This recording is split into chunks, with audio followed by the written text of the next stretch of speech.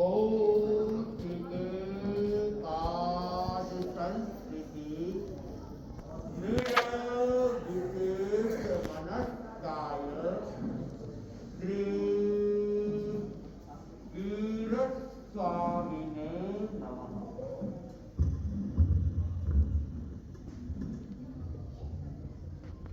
वितराग पुरुष भगवान महावीर को भक्ति वंदना। वीतरागता के महान साधक महातपस्वी युग प्रधान आचार्य श्री महाश्रवण जी को भक्ति वंदना।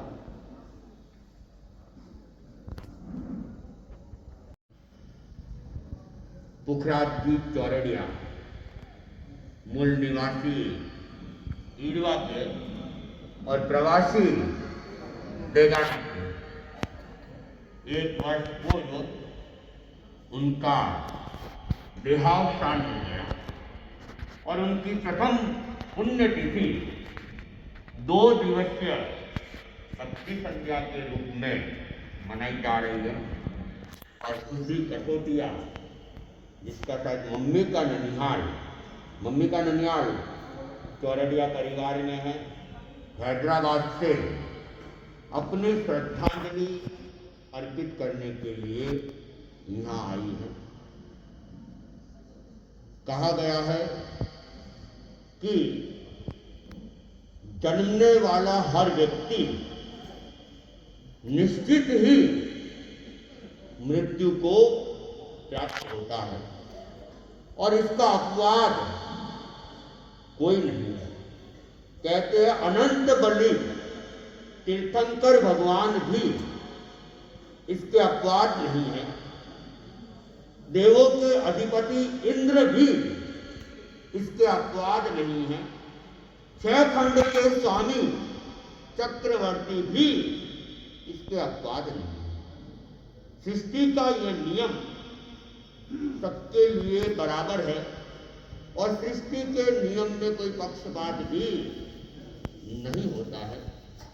तो सृष्टि के इस नियम को पुखराज जी चौरड़िया ने नियम की पालना करते हुए इस संसार से विदाई ले ली। जन्म और मृत्यु इसके बीच का जो समय है वो कहा जाता है जीवन कहलाता है। और अगर जीवन को सही ढंग से जी लिया तो जन्मना भी सार्थक है और मरना भी सार्थक है। किसी ने कहा है जिंदगी जिए तो इस कदर करने से, जिंदगी जिए तो इस पूरा होता है मृत्यु को प्राप्त। लेकिन मनुष्य अपने पुरुषार्थ के द्वारा, अपने गुणों के द्वारा इस जीवन को सार्थक कर सकता है और अपनी छाप अनेक अनेक दिलों में भी छोड़ सकता है। देगाना का यह चौरड़िया परिवार तेरापन धर्म संघ का एक श्रद्धालु परिवार है और पुखराज जी को मैंने अपनी आंखों से देखा है। बोरावट और छोटी खाटू मेरे दोनों ही क्षेत्र लंबे प्रवास के क्षेत्र रहे हैं। 3 वर्षों तक मैं बोरावट में रहा हूं, 1 वर्ष मैं छोटी खाटू में भी रहा हूं और बोरावट और छोटी खाटू से आते जाते समय अनेक बार बोरावट से, लाडनू से, जब जोधपुर की ओर, पिपाड़ की ओर, मेरठा की ओर जाना हुआ या जोधपुर से लाडनू की ओर जाना हुआ, प्राय हमने ईडवा और डेगाना इस क्षेत्र का स्पर्श करने का लक्ष्य रखा। इस बार भी जोधपुर से अनेक सिंघाड़े गुरु दर्शनों के लिए अथवा लाडनू के लिए वहां से बिहार हुए और उन सब ने रास्ता नागौर वाला लिया। एकमात्र मेरा ही सिंगारा ऐसा था। मैंने कहा, मैंने चिंतन किया, पिपाड़ मेड़ता होते हुए डेगाना, ईडवा और डेगाना, इस क्षेत्र का स्पर्श तो करना ही है। इसलिए सर जोधपुर संभाग से जो भी सिंगारा है, जोधपुर संभाग से, उसमें मात्र मेरा ही एक ग्रुप है जो इस रास्ते से आया। और जब भी डेगाना आता हूं तो और कोई नाम याद रहते या नहीं रहते हैं, लेकिन दो नाम हमेशा याद रहते हैं। उसमें एक पुखराज जी चौरडिया का और एक खेमराज जी कोठारी का। और दोनों ही मकानों के अंदर रहने का काम करा। आज ये भक्ति संध्या इस नए भवन के अंदर मनाई जा रही है। ये नया भवन तो अभी इन वर्षों में बना है, और जब ये भवन नहीं था तो डेगाना आने वाले साधु साध्या अलग अलग मकानों में ही ठहरते थे। और मेरा काम प्राय उस समय 2 मकानों के साथ रहा, खिमराज जी कोठारी के नीचे वाली जगह और पुखराज जी के मकान में, 2 मकानों के बीच में। और अभी भी मैं जब आ रहा था तो मेरे दिमाग में एक बार, मुझे पता नहीं था कि इनके घर पे कोई कार्यक्रम है, मन में यही आ रहा था कि अगर रास्ता शॉर्ट पड़ता हो तो पुखराज जी के घर ठहरना है। मेरे मन में चल रहा था, मैंने किसी को कहा भी नहीं। फिर देखा कि भवन खाली ही है, तो फिर भवन में ही ठहर जाते हैं।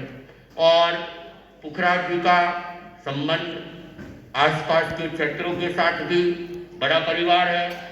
और जैसा कि मैंने कहा, मैं बोरावड़ में रहा हूँ और बोरावड़ के लूनिया परिवार के साथ संबंध जुड़ा हुआ है।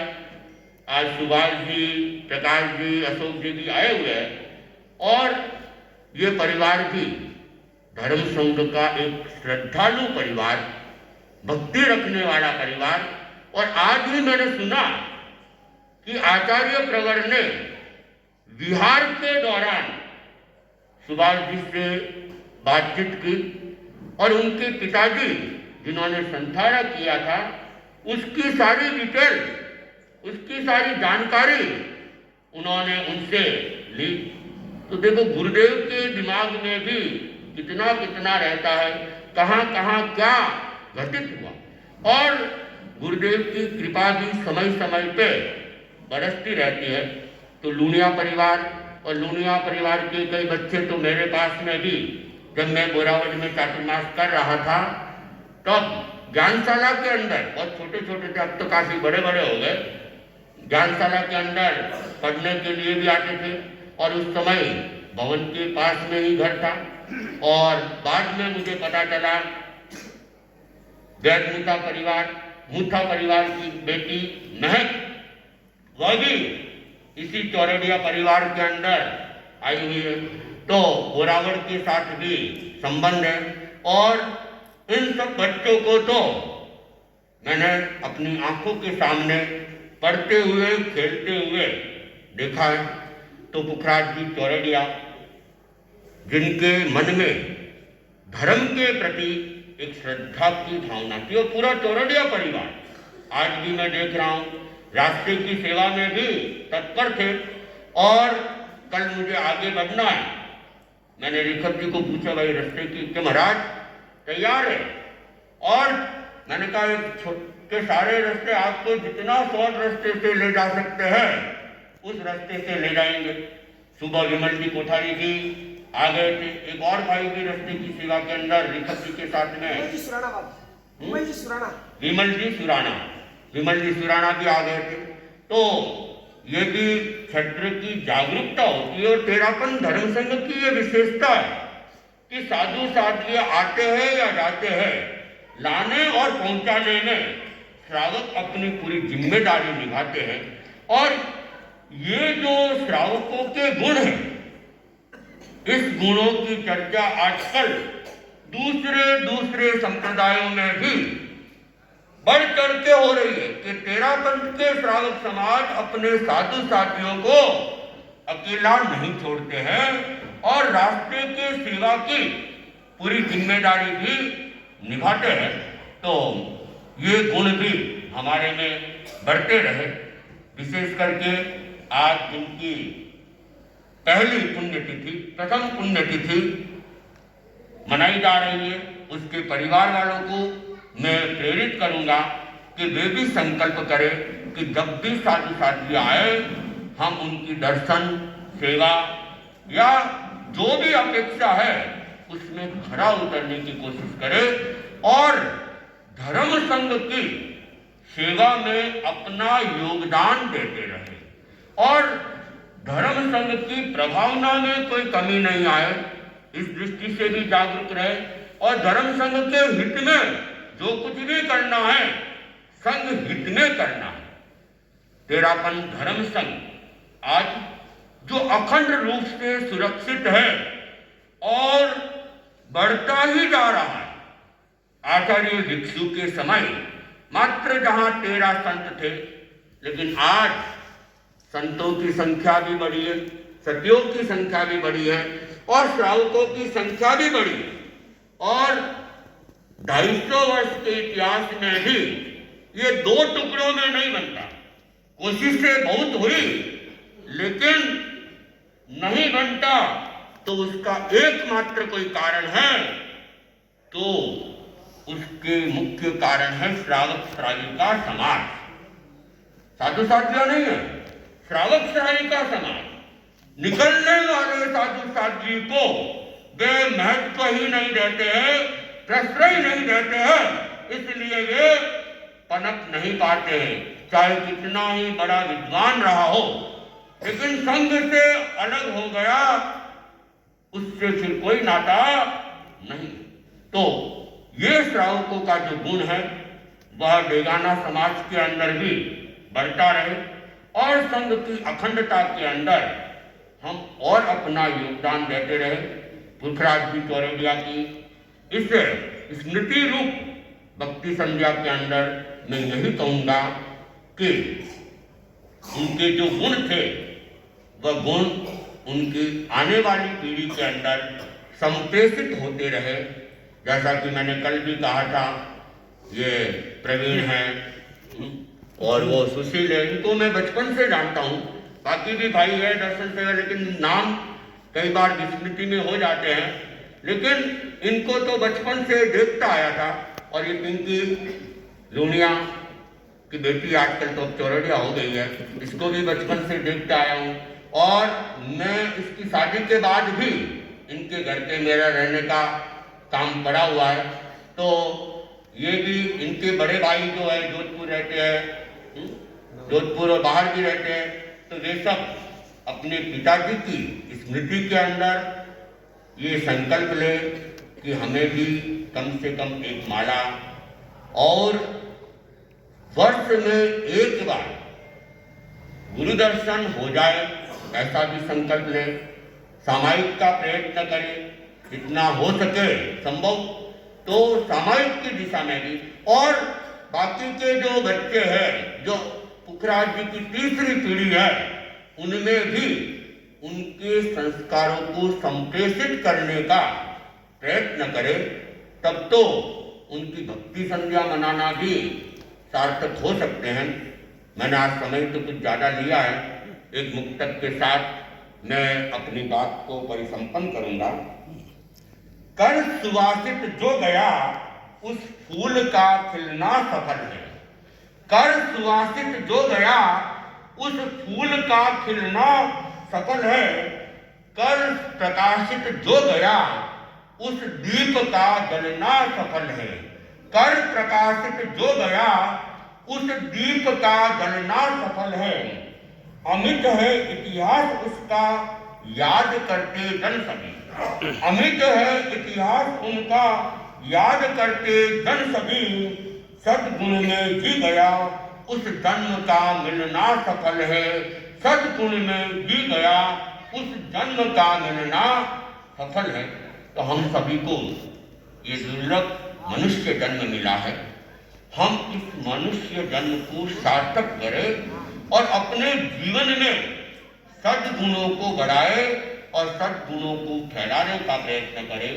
मैं पुनः एक बार पुखराज जी चौरड़िया की आत्मा के प्रति आध्यात्मिक मंगल कामना करता हूँ कि वो जहाँ कहीं भी है अपनी आत्मा का उत्तरोत्तर विकास करते हुए मुक्ति श्री की दिशा में अग्रसर होने का प्रयत्न करें। और आप सबके प्रति भी आध्यात्मिक मंगल कामना, आप सभी अपनी आध्यात्मिक उन्नति करते रहे इन्हीं भावनाओं के साथ। ओम हरिओम। महाराज आज ही गुरु दर्शन किए थे पूरे परिवार सहित आज ही।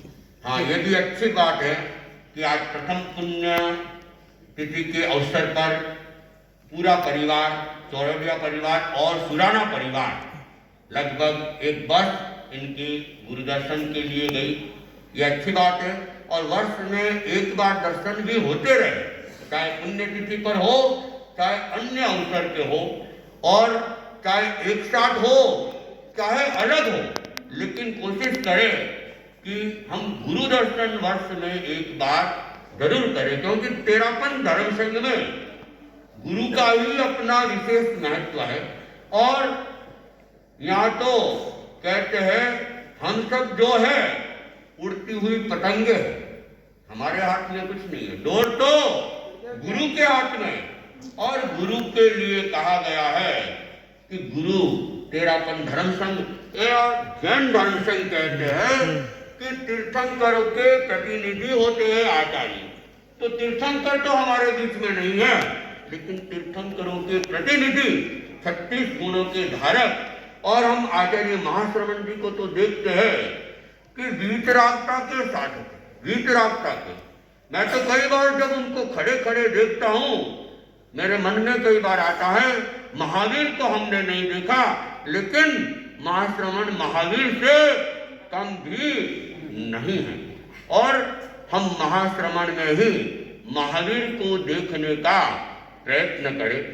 तो धर्म संघ आचार्य भिक्षु का यह संघ, और आचार्य भिक्षु ने कूट कूट के बढ़ा, एक आचार्य एक नेतृत्व, और इसी कारण से यह संघ बढ़ता जा रहा है। तो हम आचार्यों के महत्व को समझें और आचार्यों के दर्शन करके अपने आप को कृतार्थ करने का भी प्रयत्न करें। ओम हरिओम।